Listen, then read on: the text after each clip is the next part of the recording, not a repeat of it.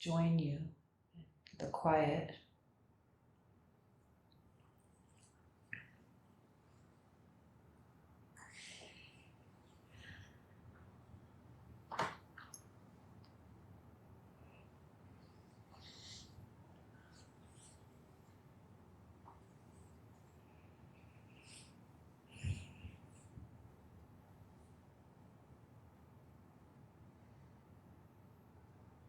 Again, it's nice to connect with the body and see what's happening. Just supporting the body to relax through acknowledging whatever's taking place.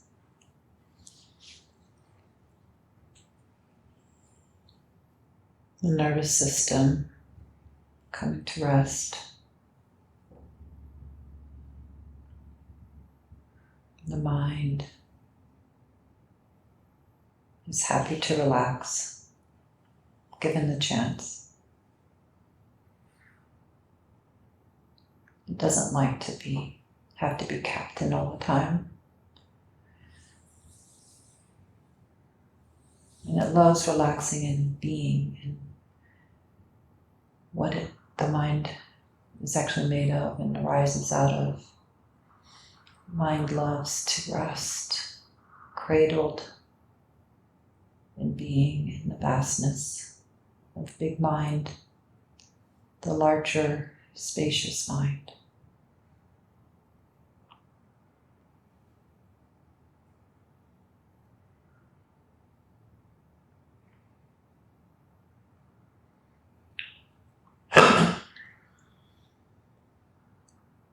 It really doesn't want to be boss. It's actually a fake alpha.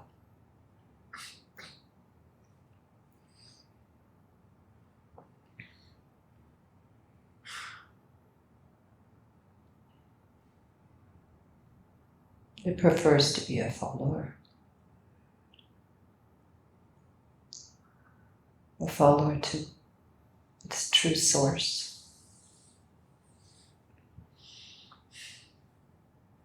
So it can rise and fall. Mind rises and falls in the vastness of consciousness, the vast sea. Little waves being stirred up by the wind now and then,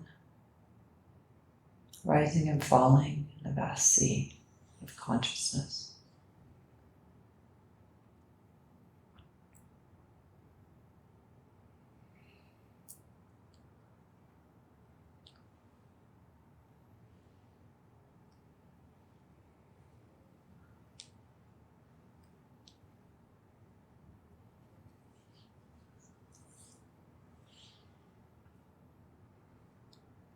And the little waves remember that it's made of the vast sea. It's so much more pleasant for mind. It can be whatever it is, whatever its thoughts are coming. It can help with logical mind as needed. But it remembers its source. And when it's done thinking a thought or creating something, it has its place. It's a wonderful tool. Then it just surrenders again, falling back into the embrace of the ocean.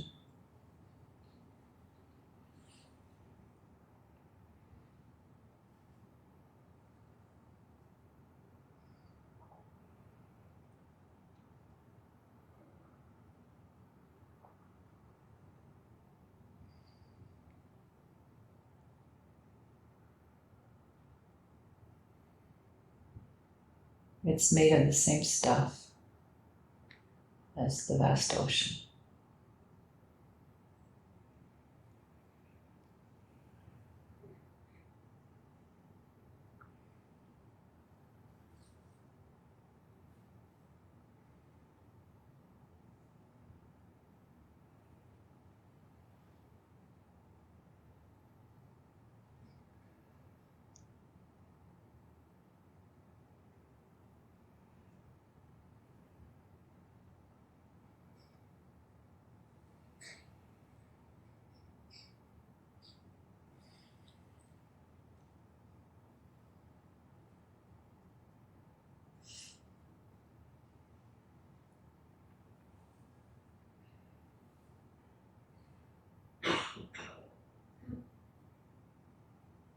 The same is true for the body. The body contains sensations, all the senses,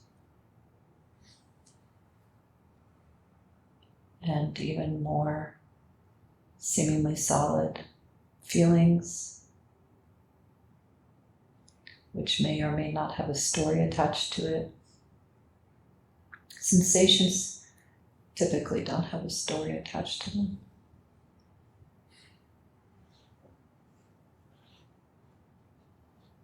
That's why I like to break things down to sensation versus a feeling.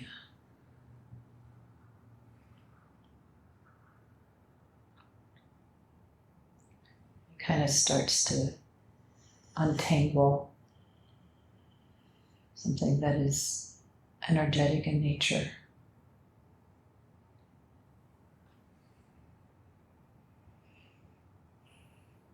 And when things get broken down to very minutiae, very subtle sensation, if you can go from more gross feelings such as I feel sad or I feel happy, which is labeling.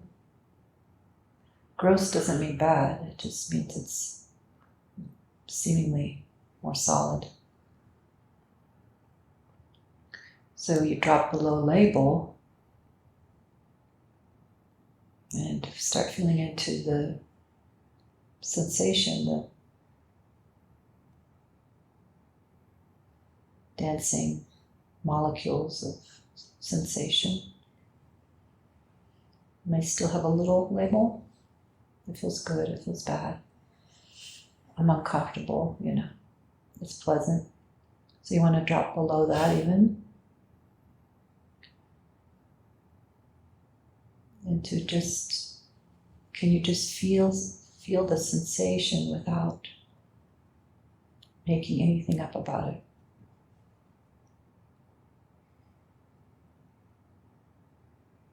Go more into the unknown in regards to sensation.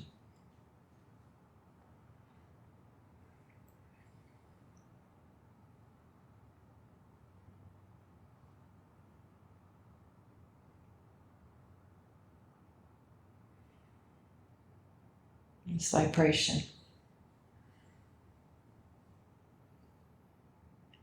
Just like the singing bowls contain vibration. We have vibration in our bodies. When we sing what we are containing inside, we sing it subtly.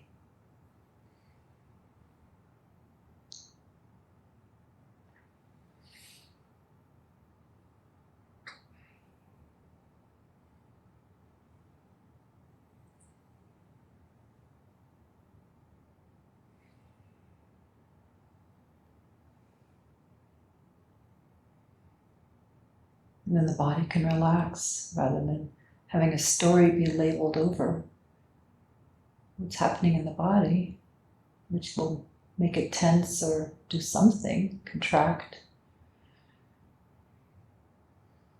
It'll have a response to the label.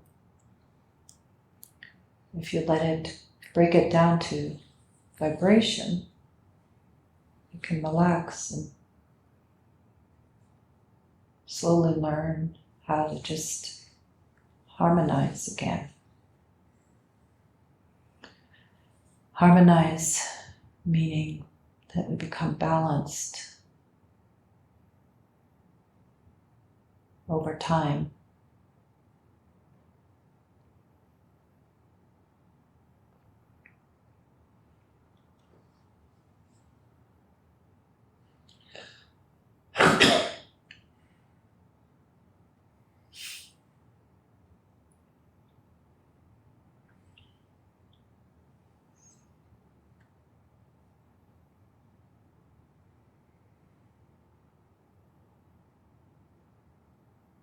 A divine tuning fork.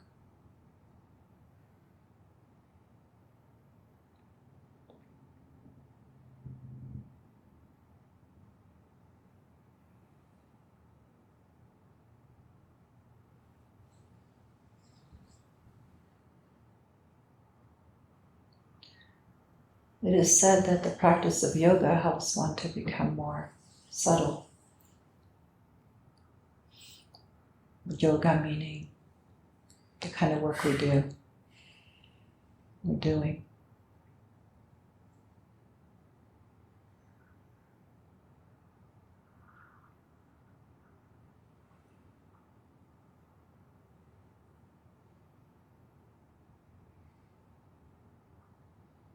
Pulling the energies from focusing outwardly all the time, inwardly, and then being able to see how actually we're made of vibration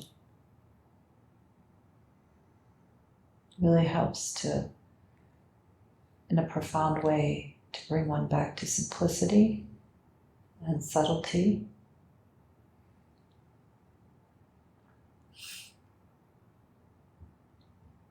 And where there's subtlety, there's space.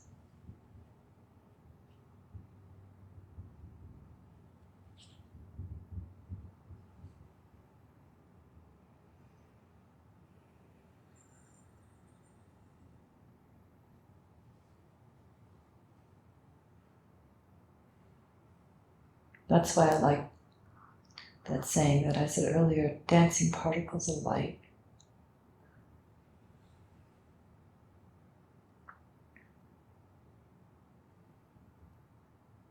Because we're space and we're also in motion.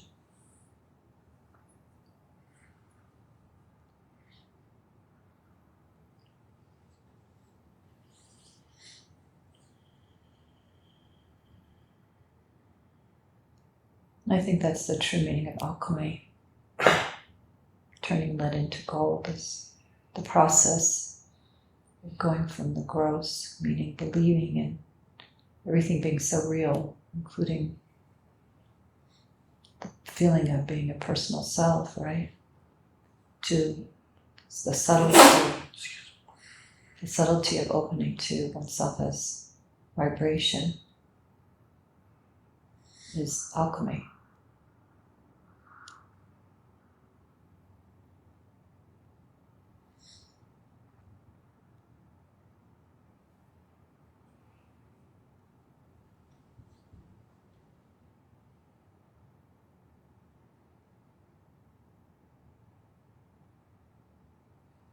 And that's why meditation is so useful.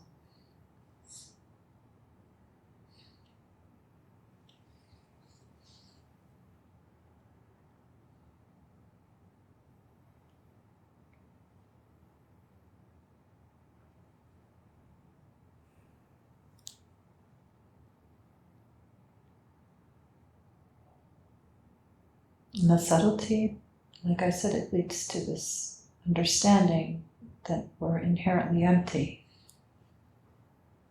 There may be vibration, but there's also all this emptiness in between everything. And vibration's happening within this emptiness that we are.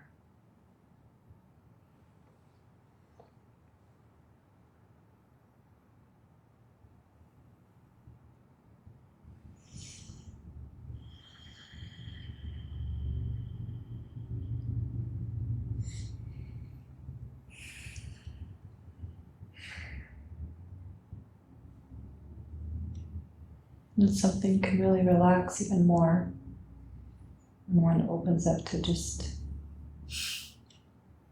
not having any story about oneself. Just these neurons firing and thoughts flickering, sensations arising.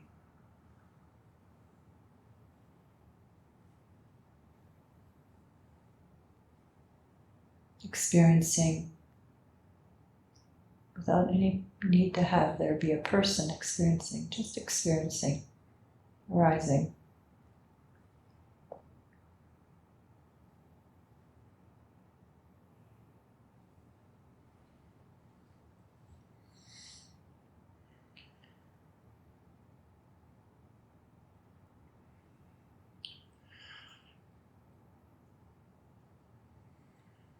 I am an expression of pure experiencing. And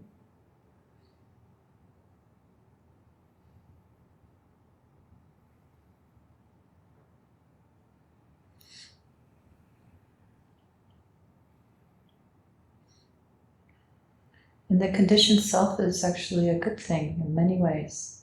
We can still talk and walk and do and parent and work and do whatever we're needing to take care of in life, drive, while being an expression of pure experiencing. We have like this whole computer knowledge inside of ourselves of how to do things.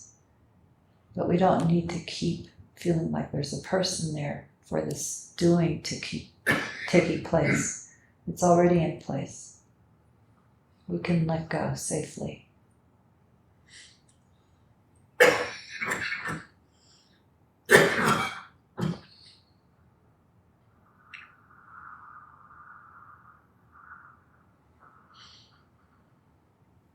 We don't need to keep reasserting the separate self in order to be able to accomplish things. It's not needed. It's actually just a thought.